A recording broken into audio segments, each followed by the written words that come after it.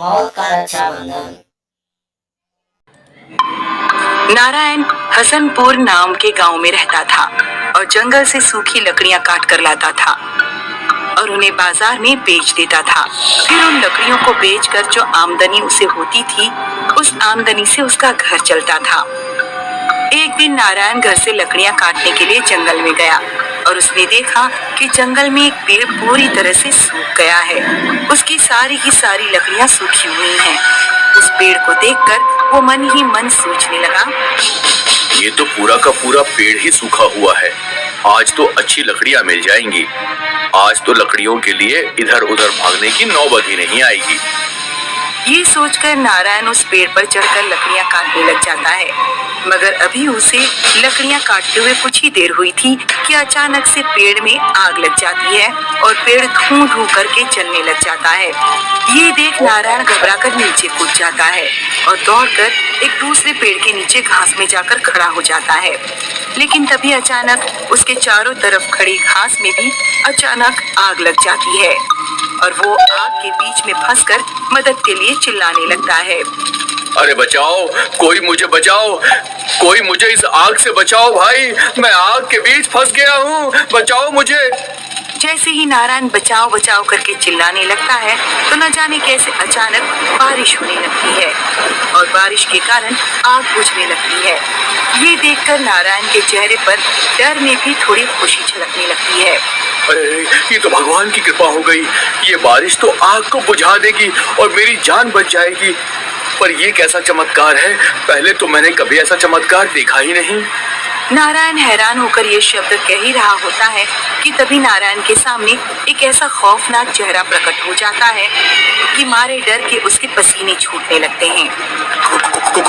कौन हो तुम और मुझसे क्या चाहती हो? कौन हूँ मैं चुड़ैल हूँ, चुड़ैल, इस जंगल की खौफनाक चुड़ैल। पर तुम्हारी मुझसे क्या दुश्मनी है? मेरे पीछे क्यों पड़ गई हो? क्योंकि मैंने तुझे अपना कैदी बनाया है और तुझसे अपना पुराना बदला लेना है। खूब चिल्ला ले। ये कहकर चुड़ैल कुछ देर तक नारायण की तरफ देखती रहती है और फिर अपने हाथ की उंगलियों को घुमाते हुए नारायण को अपने पास बुलाने लगती है। आजा आजा आजा आजा मुर्गा बन जा, आजा आजा मुर्गा बन जा। चुड़ैल जैसे ही ये कहती है तो आग और बारिश अचानक से गायब हो जाते हैं और नारायण चुड़ैल तक आते आते मुर्गा बन जाता है। चुड़ैल मुर्गे को उठाकर अपने घर ले आती है और नारायण को फिर से आदमी बनाकर अपने कैद में बंद कर देती है। उसके बाद वो अपनी बेटी को आवाज देती है, बेटी अंजना कहाँ हो? आ जाओ ना, क्यों सता रही हो? चुड़ैल की कई आवाज देने पर भी जब उसकी बेटी सामने नहीं आती तो चुड़ैल अपनी जेब से मोबाइल निकालकर फोन मिलाती है। हेलो अंजना, कहाँ हो तुम? चुड़ैल माँ के फोन मिलाने पर उधर गांव में घूम रही चुड़ैल बेटी बात करती है। माँ, मैं गांव में घूमने आई हूँ, जंगल में उब गई थी, इसलिए सोचा पास के गांव में घूम आऊं। ठीक है, पर जल्दी लौट आना बेटी। अंजना यानी चुड़ैल बेटी गांव में घूम रही होती है तो तभी देखती है कि एक जगह बहुत सारी लड़कियां और महिलाएं इकट्ठी होकर किसी रेड़ी वाले से कुछ खरीद रही होती है। ये देख अंजना अपना रूप बदल लेती है और चुड़ैल से एक लड़की बनकर उनकी तरफ चल देती है और फिर रास्ते में एक औरत आ जाती है जो उससे पूछती है, वो सब लड़कियां क्या खरीद रही हैं माँ जी? राखियां खरीद रही हैं बेटी, राखी का त्योहार आने वाला है ना, अपने भाइयों की कलाइयों पर राखियां बांधेंगी, इससे क्या होगा? हे राम, कैसी लड़की हो तुम, इतना भी नहीं पता कि राखी का त्योहार भाई बहन के प्यार का प्रतीक होता है और हर बहन के लिए खास होता है। अंजना राखी के त्योहार की महिमा के बारे में सुनकर बहुत प्रभावित होती है और वो भी किसी को राखी बांधने की बात सोचने लगती है और यही सोचते हुए राखी खरीदने के लिए राखी वाले के पास पहुंच जाती है। भाई, मुझे भी एक राखी दे दो। कौन सी राखी दूं? ये वाली दे दो। ये 20 रुपए की है।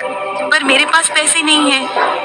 दे दो भाई, बच्ची के पैसे मैं दे देती हूँ। इस तरह से चुड़ैल की बेटी राखी खरीद लेती है और फिर उस राखी को लेकर घर आ जाती है। फिर जैसे ही उसकी नजर कैद में बंद नारायण पर पड़ती है तो वो अपनी माँ से उसके बारे में पूछती है। ये कौन है माँ? ये हमारा दुश्मन है, बहुत पुराना दुश्मन। फिर इसका क्या करोगी माँ? राखी का त्योहार आने वाला है, मैं इसे राखी वाले दिन मार दूंगी। पर राखी वाले दिन क्यों माँ?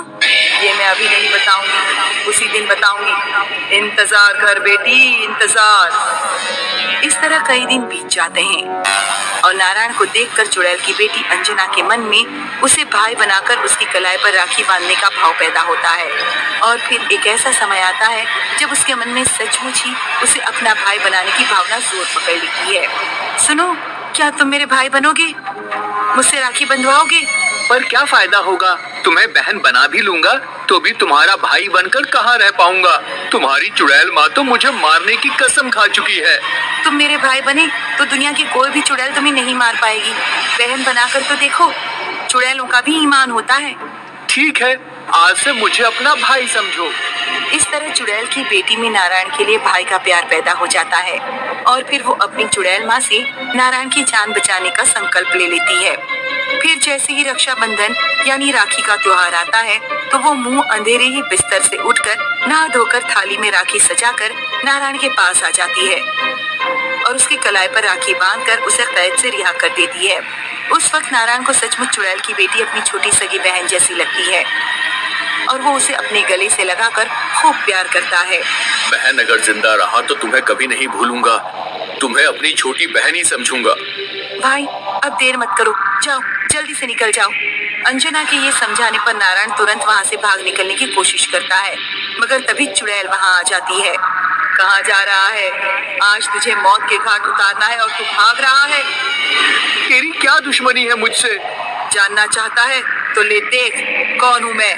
ये कहकर चुड़ैल रूप बदल लेती है और नारायण उसका वो रूप देखकर चौंक जाता है। पहचाना, मैं वही हूँ जो अपनी बेटी के साथ नदी में डूब रही थी और तू हमें बचाने के बजाय देख रहा था। मैं तुम्हें बचाने के लिए नदी में कूदा था पर तुम दोनों अचानक कहीं गायब हो गई। मैंने खूब कोशिश की थी पर तुम मुझे नहीं मिली, तो बताओ इसमें मेरा क्या दोष है? झूठा है तू, कि जो तो मैं अभी मुर्गा बनाकर खा जाऊंगी। ये कहकर चुड़ैल फिर से नारायण को मुर्गा बनाने की कोशिश करती है, मगर फिर बीच में चुड़ैल की बेटी आ जाती है। चुड़ैल क्रोध में भरकर अपनी ही बेटी को मुर्गी बनाकर काटने की कोशिश करती है तो नारायण बीच में आ जाता है। ये मेरी बहन है, इसे मत मारो, तुम चाहो तो मेरी जान ले लो। अपनी बेटी के प्रति नारायण का ये प्यार और बलिदान देखकर चुड़ैल के दिल में दया भाव जाग जाता है और वो अपनी बेटी को दोबारा से लड़की बना देती है और साथ ही नारायण को भी उसके घर जाने देती है।